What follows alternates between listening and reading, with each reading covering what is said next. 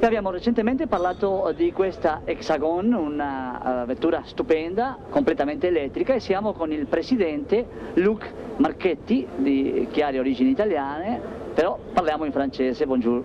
Bonjour. Alors, je présente vous à la République italienne.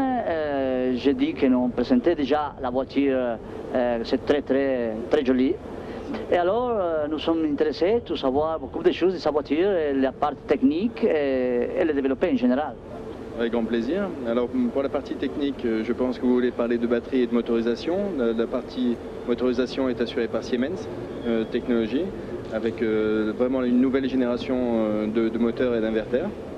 Et pour la partie stockage de l'énergie, c'est dans le plancher de toute la voiture. Et c'est Saft, une société française, leader mondial dans ce domaine, et qui nous donne ses compétences. La siège de Hexagon est à Magny-Cours. Ce n'est pas une coïncidence qu'en Magny-Cours, c'est un pôle technologique très important pour le monde automobile.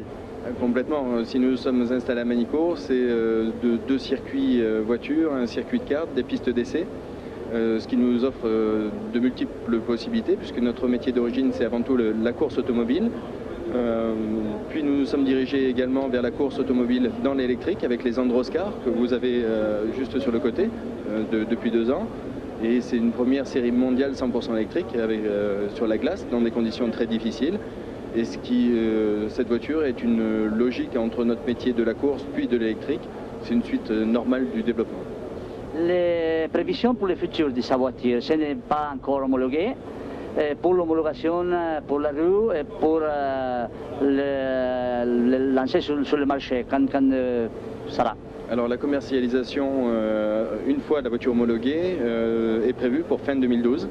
Les premiers essais officiels donc, devant tout le monde pour les véhicules de validation seront en juin de l'année prochaine.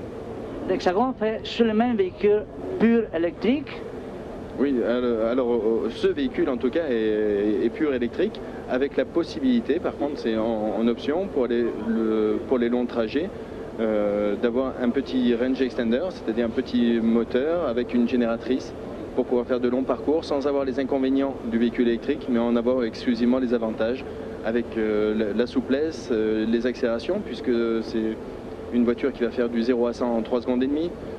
C'est une voiture qui sera limitée à 250 km/h et tout ça grâce à ces nouvelles technologies.